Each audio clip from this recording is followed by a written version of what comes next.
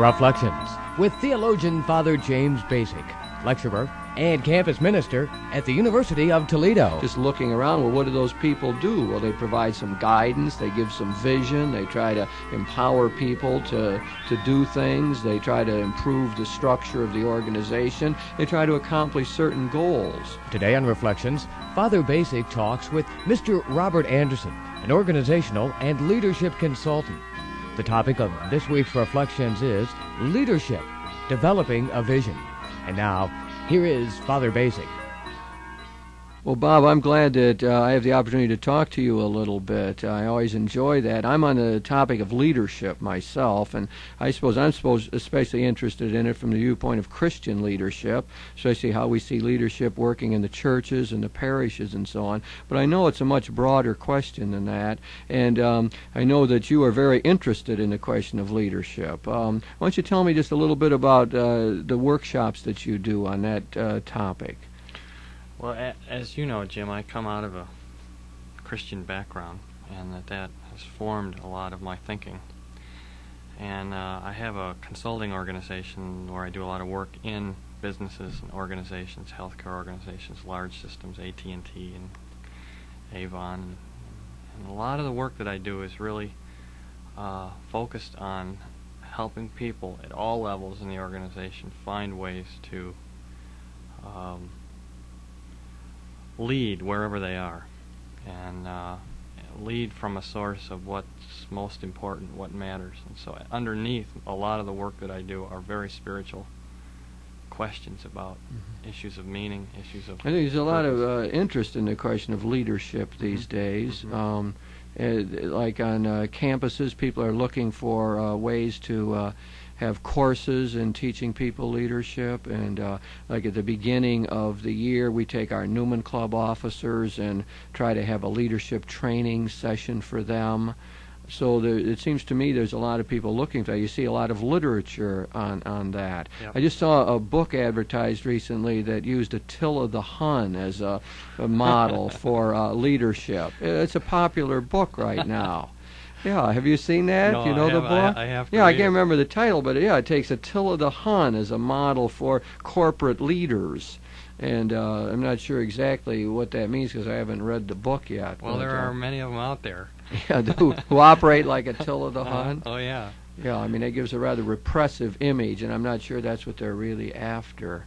But leadership, what do we mean by that in general? I mean, in a common sense way, I think I look around at leaders. I mean, it seems to me the heads of corporations are leaders, the heads of labor unions are leaders, our elected political officials function that way, pastors of parishes, pastoral associates, people who run hospitals. I think maybe of parents. Parents are leaders within the family setting. We have a lot of other people in parishes who rise to leadership levels. So, I mean, there's sort of a common sense notion that I have of it, that just looking around, well, what do those people do? Well, they provide some guidance, they give some vision, they try to empower people to do things, they try to improve the structure of the organization, they try to accomplish certain goals. I guess that's how I, in a common sense way, begin to think about leadership. Yeah.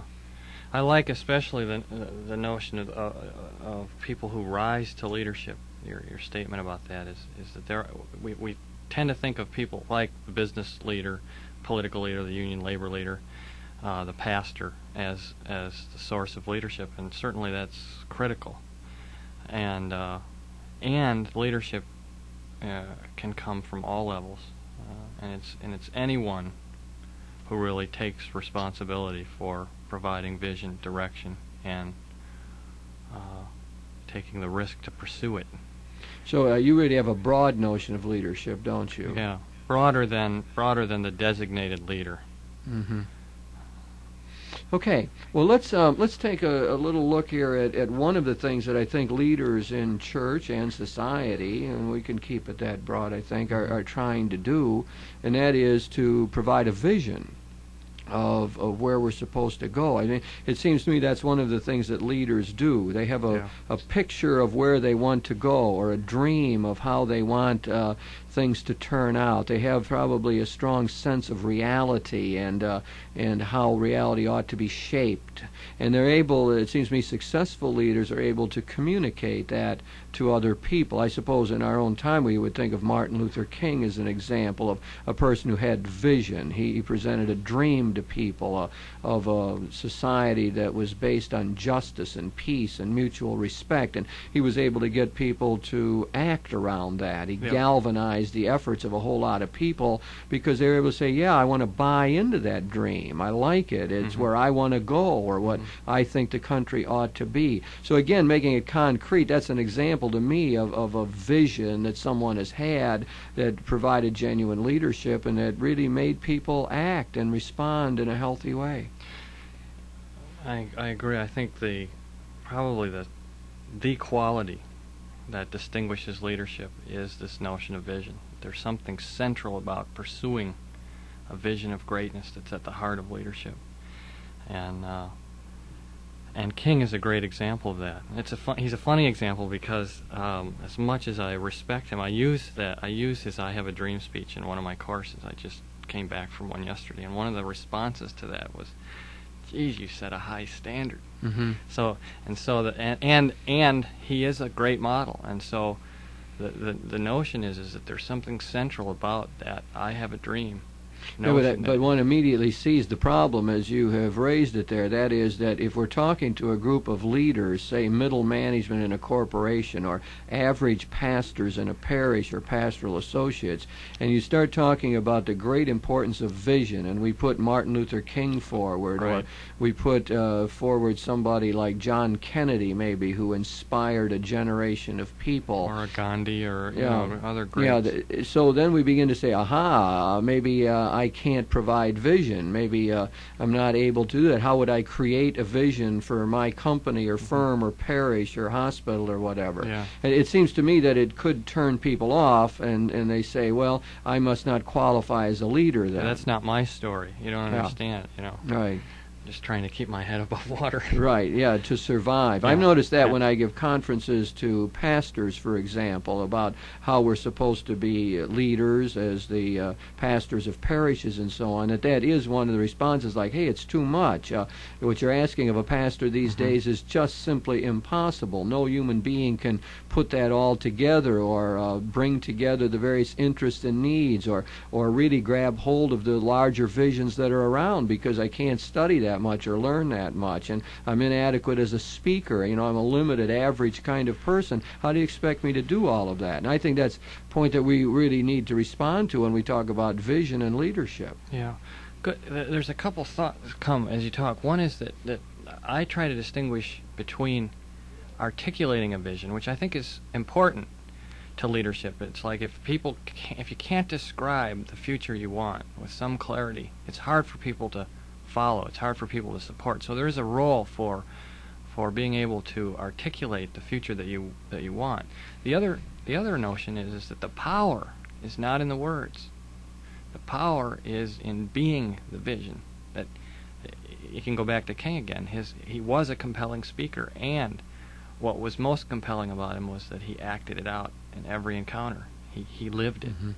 And so there are great leaders out there who are inarticulate.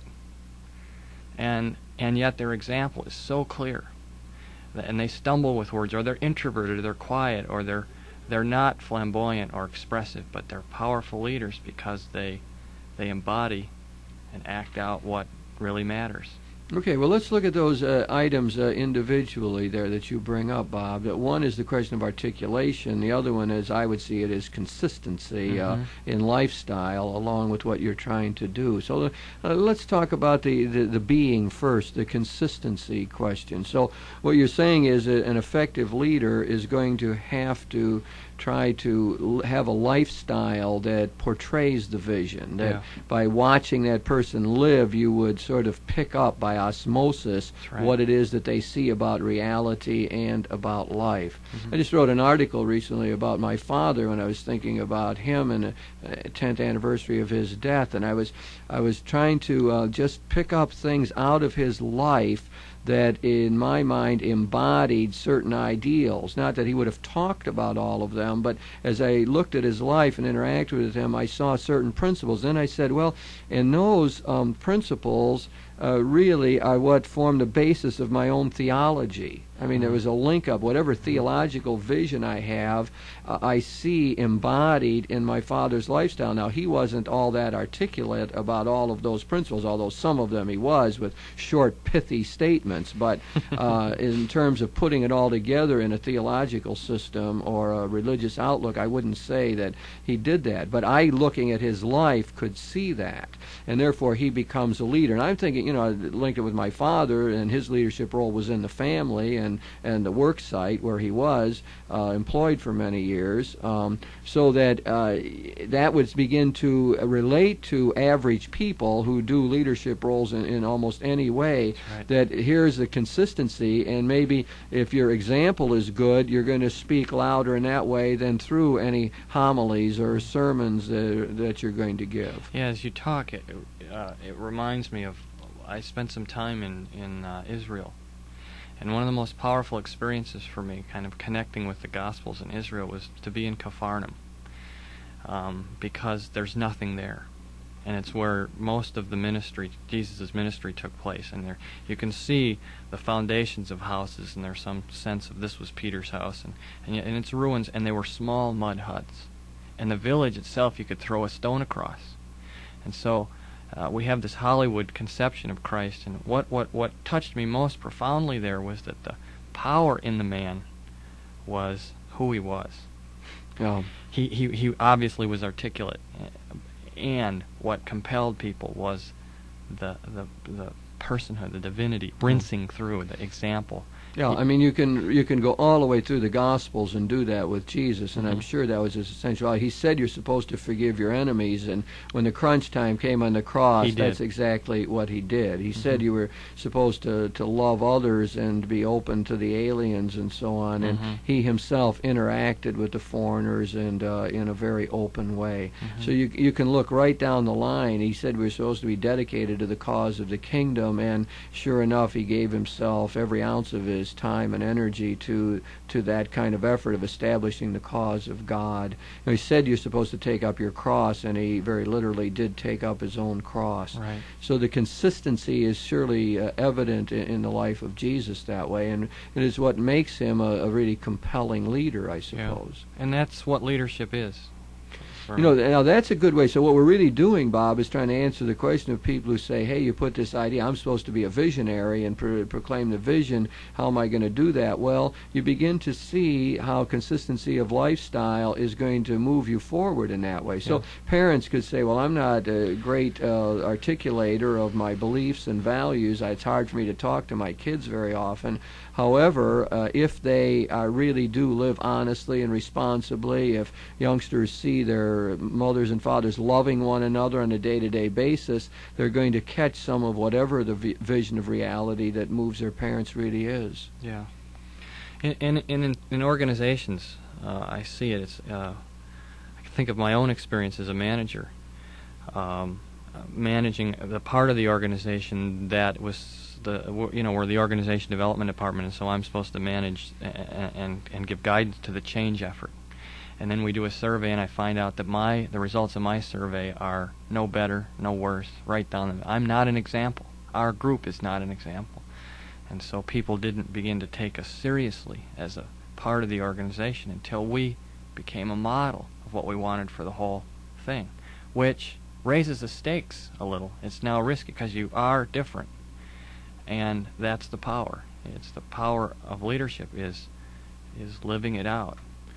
And so the notion of vision to me is not so much can I articulate clearly and profoundly, but what is it underneath that really matters, that really counts.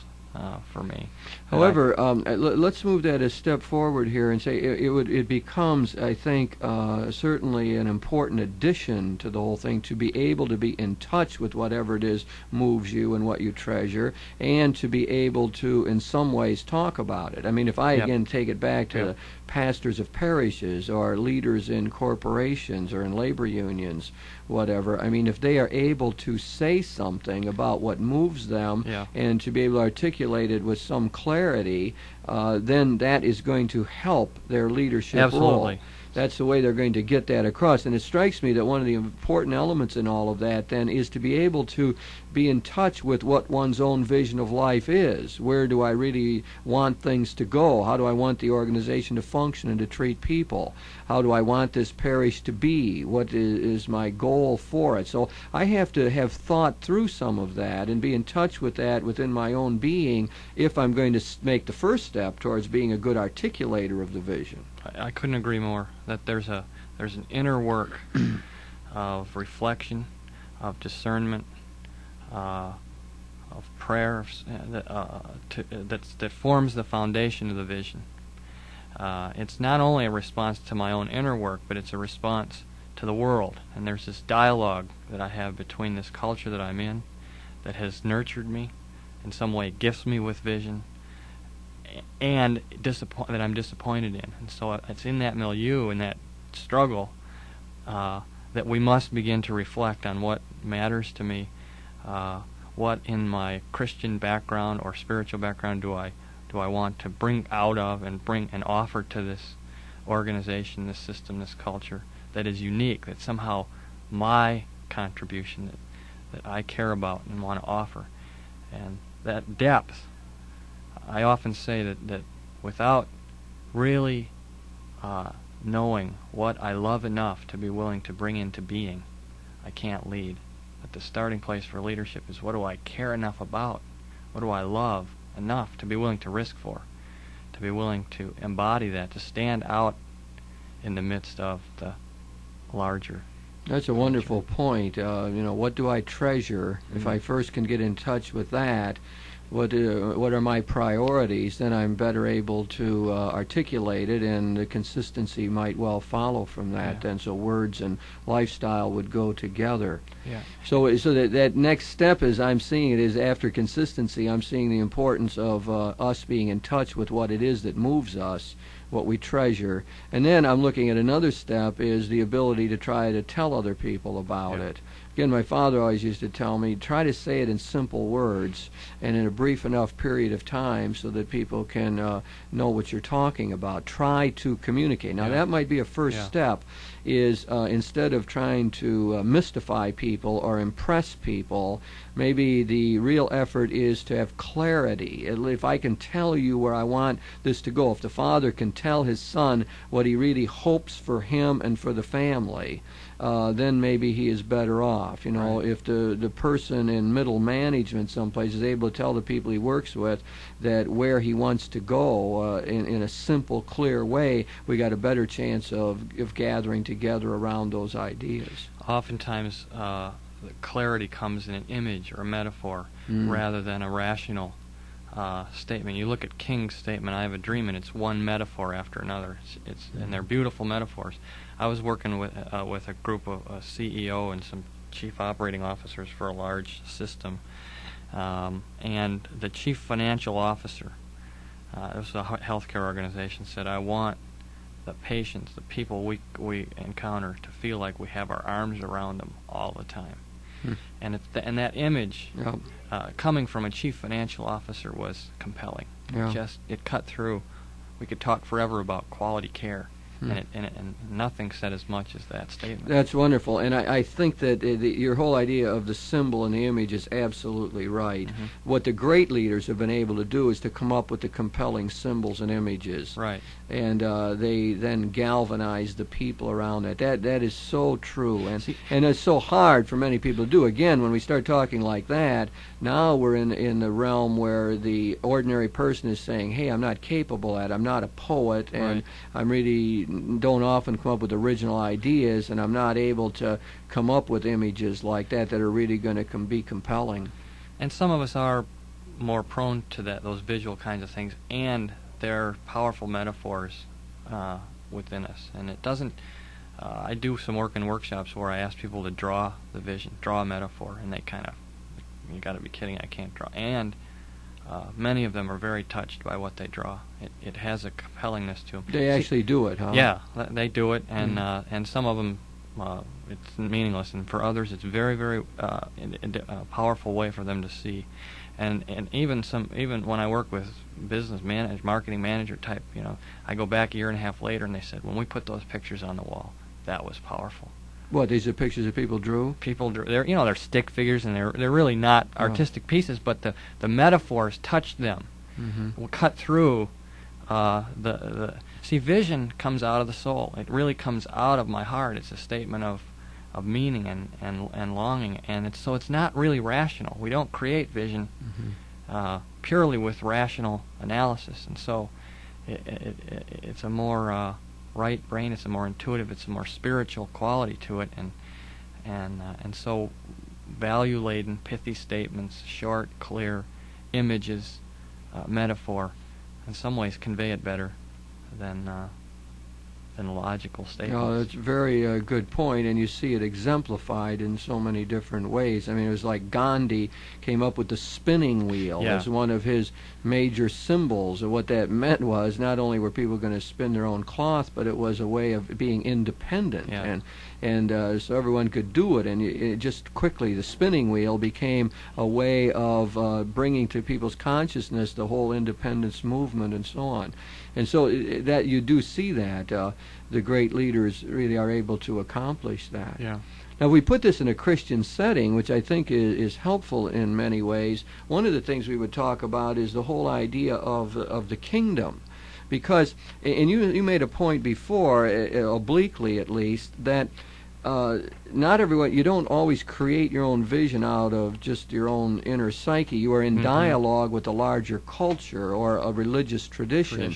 And I think that for Christian leaders, it's important to be able to look at the scriptures and to see what you find there. Now, what you do find is one overarching image that Jesus used, and that was the image of the kingdom or the reign of God, which embodied for him what he was about. That was his cause. That's what he gave himself for. And so whenever he told a parable, it was, well, here's what the kingdom is like. Let me explain it to you. So he has marvelous stories, but always elucidating this major ideal and goal of establishing the reign of peace and justice, shalom, as our Jewish friends say, righteousness, a very rich kind of notion. And that's God's cause, and that's to be the human cause, and that's the cause that Jesus championed. Now here we find a good example of a symbol that has an ongoing life, an image that continues to be alive and operative within the Christian community. Now it seemed to me that leaders in that world, and Christian people generally who are trying to be leaders in whatever secular pursuits they are about, can latch on to that. But the problem is it needs reinterpretation, needs refocusing, and you got to find your own ways of saying what it would mean. Now, the guy who says in the hospital, our idea is to make sure every patient feels like we have their arms around them, that they're embraced while they're here, is really a kingdom kind of ideal. It's a contemporary way of saying what Jesus talked about, love and compassion in the kingdom. The Christian notion for me of Christian leadership is that we are about creating the kingdom. I mean, in Our Father we pray, let thy kingdom come, thy will be on earth. That's our task in a way. And I see leadership as in some ways we are the catalyst for creating that. And the pick up the cross for me is the risk required to do that in the midst of the parish, which doesn't want to change, which is stuck in its way of being, or the large corporate bureaucracy where it's hard just to tell the truth to the guy next to you.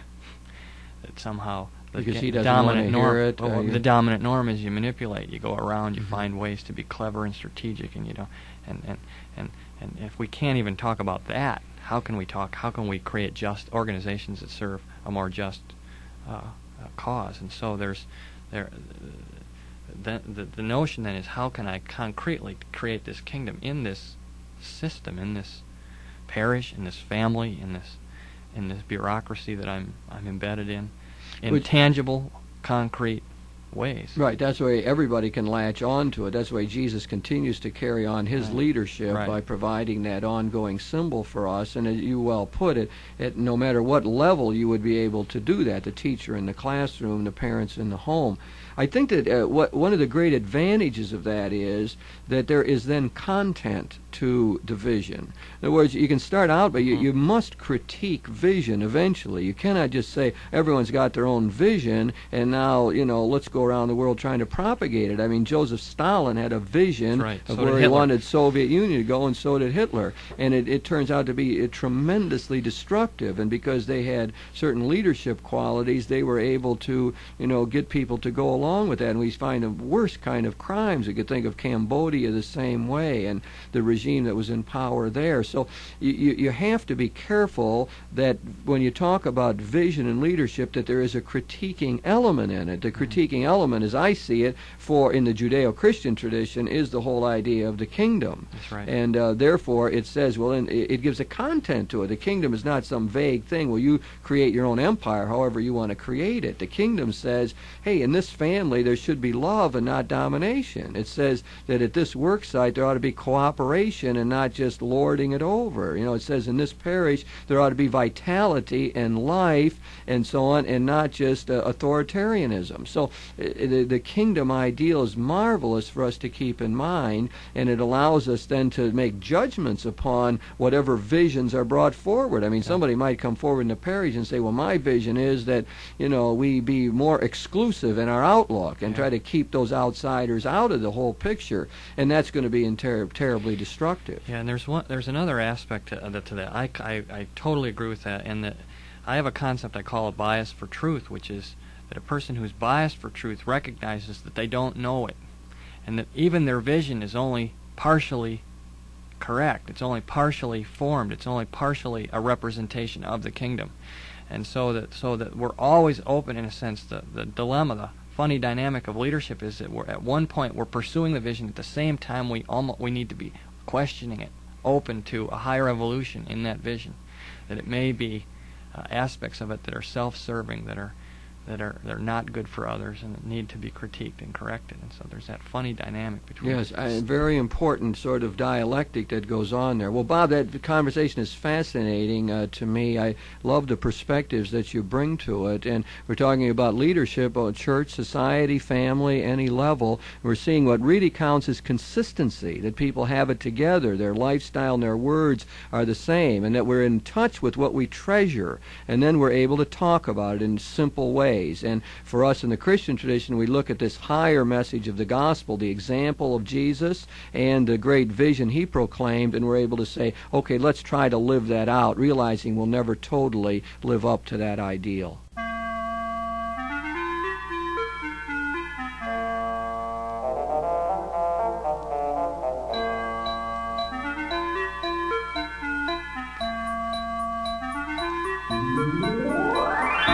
You've been listening to Reflections with theologian Father James Bacik, lecturer and campus minister at the University of Toledo. Today, Father Bacik talked with Mr. Robert Anderson, an organizational and leadership consultant.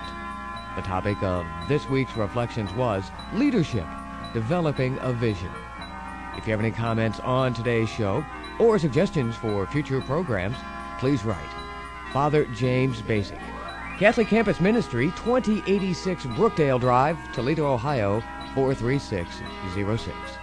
Funding for this program was provided by the Catholic Communications Commission of the Diocese of Toledo.